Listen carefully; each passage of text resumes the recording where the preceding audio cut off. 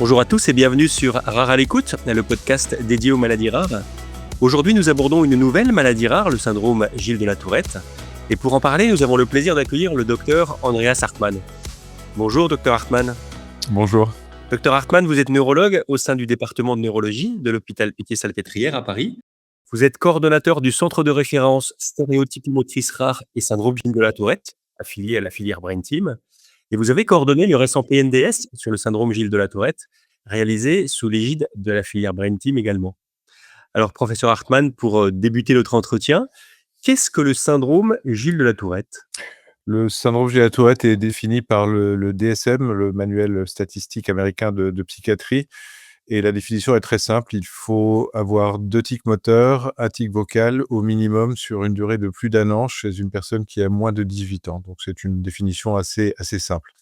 Le nom, en fait, provient d'un neurologue français qui s'appelait Gilles de la Tourette. Et d'ailleurs, Gilles de la Tourette est un nom de famille, donc Gilles n'est pas un prénom, qui a travaillé à la Pitié-Salpêtrière fin du 19e siècle, parce que c'était un élève de Jean-Martin Charcot. Et en 1885, il a publié un petit article, une monographie sur 9 personnes atteintes de tics moteurs et surtout des tics vocaux complexes. Et quelques années plus tard, Charcot, pour rendre hommage à son élève, a nommé cette association de tics moteurs et vocaux chroniques syndrome Gilles de la Tourette. Pour ce qui est de l'épidémiologie, on pense que 0,5 à 1 des enfants en âge scolaire sont atteints du syndrome Gilles de la Tourette et que chez les adultes, les chiffres sont un peu moins précis. Mais dans l'ensemble, on peut quand même estimer que la prévalence en France doit tourner autour de 150 à 200 000 personnes. Donc ce n'est pas si rare que ça, en fait. La seule question, c'est de savoir quel est le nombre parmi ces personnes qui ont vraiment besoin d'attention médicale, autrement dit, qui sont suffisamment gênés par leur tic pour aller consulter. Et concrètement, quelles sont les manifestations cliniques de cette maladie?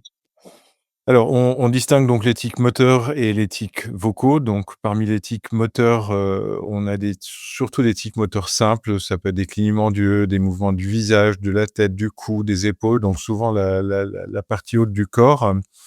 On parle de tics moteurs complexes quand les mouvements se complexifient. C'est souvent des enchaînements de mouvements, des sautillements, des accouplissements, des demi-tours. Mais c'est déjà bien plus rare que les tics moteurs simples. Parmi les tics vocaux, là encore, ce sont les tics vocaux simples qui prédominent, donc raclement de gorge, reniflement, toussotement. Mais vous avez aussi parfois, même si c'est plutôt rare, des tics vocaux complexes, donc l'écholalie, la palilalie, c'est la répétition de mots, ses propres mots, les mots des autres, et puis enfin la fameuse coprolalie, donc les gros mots que beaucoup de personnes associent en fait avec le nom de syndrome Gilles de la Tourette. Sauf que la coprolalie, en fait, ne touche que probablement 5 à 10 des patients, donc c'est une manifestation plutôt rare. Alors justement, il y a pas mal d'images préconçues sur le syndrome Gilles de la Tourette. Quels sont les mythes qu'il faut peut-être, déconstruire concernant cette maladie rare? Alors le premier, clairement, c'est justement la présence obligatoire de coprolalie ou peut-être aussi de copropraxie, donc les gestes obscènes, ça peut être des doigts d'honneur. Ça, c'est vraiment la chose qui me semble la plus importante. La deuxième, ce serait aussi que le syndrome Gilles de la Tourette s'accompagne de troubles du comportement. Alors, ils existent, mais ils sont plutôt liés à ce qu'on appelle les comorbidités du syndrome Gilles de la Tourette, pas du Tourette à proprement parler. Donc le comportement n'est généralement pas affecté, l'intelligence non plus. Et enfin, je pense que ce qui est très important de dire, c'est que justement vivre avec des tics chroniques, et avoir une vie tout à fait normale au niveau de la scolarité et des carrières professionnelles est la règle et pas l'exception. Donc le diagnostic en soi, voilà, n'est pas du tout quelque chose qu'il faut prendre avec beaucoup d'inquiétude ou de négativité. Et est-ce qu'on connaît la physiopathologie de ce syndrome, professeur Hartmann? La physiopathologie, oui, elle est un peu connue, on va dire. On connaît pas tous les détails, mais on sait que c'est quelque chose qui est lié à la maturation du cerveau et plus particulièrement à une maturation qui est un peu différente de la maturation normale. Donc les tics font partie de ce qu'on appelle les troubles du neurodéveloppement et dans les troubles du neurodéveloppement, vous avez d'autres, troubles, on va dire, ou pathologies, le trouble déficit de l'attention avec ou sans hyperactivité, tous les troubles des apprentissages, les troubles du spectre de l'autisme. Et donc dans tous ces troubles, voilà, on pense que le développement de la circuiterie, cérébrale, donc du cerveau est un peu différé, avec finalement des phénomènes aussi de compensation qui finissent par se mettre en place à l'entrée de l'âge adulte. et cela explique le fait que beaucoup de personnes qui ont des tics durant l'enfance et l'adolescence en ont beaucoup, beaucoup moins, à l'âge adulte, voire une disparition complète. Donc le prognostic aussi, est favorable. Mais voilà, il reste quand même beaucoup de travail à faire et voilà, on connaît pas tous les détails de la physiopathologie. Alors on aborde, maintenant la prise en charge du syndrome Gilles de la Tourette. Pour débuter, quels sont les enjeux de cette, prise en charge?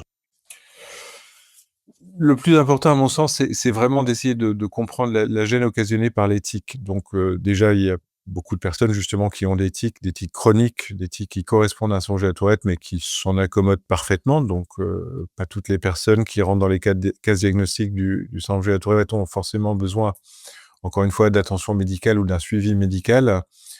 Généralement, ce que j'essaye de comprendre, c'est d'une part, quelle est la gêne psychosociale, donc c'est vraiment le regard des autres, moquerie, harcèlement, mais aussi le regard qu'on porte sur soi-même, donc l'estime de soi, la confiance en soi. Donc ça, ce sont des critères un peu subjectifs qui peuvent varier très fortement d'une personne à l'autre.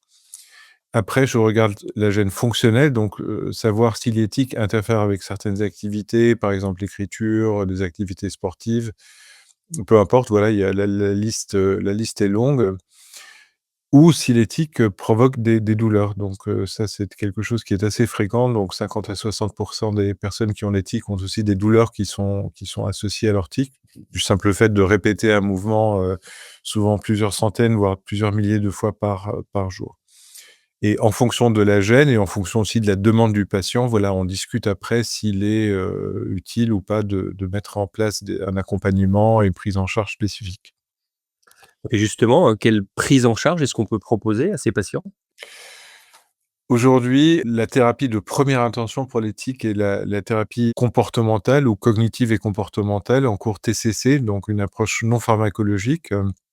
Donc ce sont des thérapies relativement brèves avec 10-12 séances à faire avec un ou une thérapeute formée et où on apprend à réprimer, à contrôler ses tics, mais où finalement, au fil des semaines et des mois, l'envie de tiquer finit par diminuer. C'est une approche très concrète. Moi, je compare ça parfois un peu à la kinésithérapie pour le cerveau. Ça fonctionne très bien, mais il y a aussi quelques limites. Donc déjà, il y a toujours pas énormément de thérapeutes formés en France. Il faut payer la thérapie de sa propre poche parce que ce n'est pas remboursé par la sécurité sociale et surtout, c'est une thérapie qui nécessite vraiment un engagement. C'est un vrai travail de faire les exercices, non seulement en cabinet, mais aussi quotidiennement à la maison pendant, on va dire, un trimestre. Donc la motivation à suivre la thérapie est très importante. Dans un deuxième temps ou voilà, ou dans un premier temps, après ça dépend des cas, il y a des médicaments qu'on prescrit pour traiter les tics, essentiellement des neuroleptiques, mais des neuroleptiques à très faible dose, donc ce ne sont pas du tout les mêmes doses qu'on utilise en psychiatrie adulte. Beaucoup de patients et surtout les parents d'enfants, atteints sont très inquiets parce que quand on leur parle de neuroleptiques, ils pensent, voilà, à des maladies, psychiatriques lourdes comme la schizophrénie ou les troubles bipolaires, mais là, on est vraiment à des doses très inférieures, hein. Et là aussi, ça fonctionne bien et ça fonctionne surtout un tout petit peu plus vite parfois que les thérapies comportementales. Donc après, il y a aussi le degré d'urgence qui est important. Le souci, c'est que d'une part, les médicaments peuvent bien sûr avoir des effets indésirables possibles, hein, en particulier la sédation et la prise de poids. D'autre part, ce sont des traitements symptomatiques, donc tant que vous les prenez, ça permet de diminuer, de réduire les tics, mais si vous arrêtez le traitement, ça veut dire que souvent les tics reviennent, et donc on est sur des traitements quand même de fond, des traitements chroniques qui peuvent, durer des mois et des années. Et puis enfin, il y a aussi des, méthodes un peu plus, on va dire, exotiques, donc la toxine botulique d'une part, pour certains tics moteurs, mais aussi pour les tics vocaux isolés. Et enfin, pour les patients les plus sévèrement atteints, on propose aussi des approches, chirurgicales. Il s'agit donc de la stimulation cérébrale profonde qu'on utilise aussi beaucoup dans le traitement de la maladie de Parkinson. C'est très clair. Et ensuite, quel est le suivi des patients concernés? Alors quand on initie un suivi, généralement, j'essaie de voir mes patients 1 à 2 fois par an. Il ne faut pas non plus, énormément de rendez-vous, par an. Mais l'idée quand même, c'est effectivement de vérifier si les traitements fonctionnent, s'ils sont bien tolérés. Essayer aussi d'aider, voilà, pour tous les troubles associés dans les limites du possible. Donc, on n'en a pas encore parlé, mais le TDAH, aussi des troubles de l'humeur, l'anxiété, la dépression, et cetera, les troubles du sommeil. Donc, on essaie vraiment de proposer quand même dans la limite du possible un suivi assez complet, même si souvent on travaille en association, avec nos collègues psychiatres et pédopsychiatres. Heu, voilà, et c'est un suivi qui généralement, s'il s'agit d'enfants, se déroule sur, on va dire, une bonne décennie. Ça dépend du moment du diagnostic, mais les tics commencent généralement vers 5, 6, 7 ans. Le temps qu'ils deviennent vraiment prominents, que les parents s'en aperçoivent, souvent les enfants ont 8, 9, 10 ans, et puis après on continue le suivi tout au moins jusqu'au baccalauréat, peut-être un peu au-delà. Mais souvent après, voilà, les tics diminuent de façon assez nette et on peut donc interrompre les suivis. Alors pour conclure, est-ce qu'il y a des perspectives de recherche sur le syndrome, Gilles de la Tourette? Oui, et heureusement.